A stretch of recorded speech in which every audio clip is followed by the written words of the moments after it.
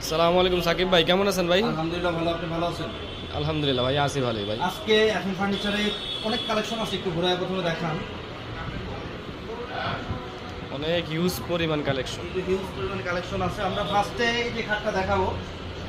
এই খাটটা দেখতে পাচ্ছেন, হেভি একটা খাট। কাছ থেকে দেখান, প্রত্যেকটা নকশাগুলো দেখান, কত সুন্দর করে নিখুঁত করে কারুকাজ করা প্রত্যেকটা জায়গা। এই যে নকশাগুলো দেখতে পাচ্ছেন, একদম সলিড কাঠের নকশা, আর কাঠের উপরে খোদাই করে নকশা করা হচ্ছে। আমাদের নিজস্ব কারখানা এগুলো তৈরি করা।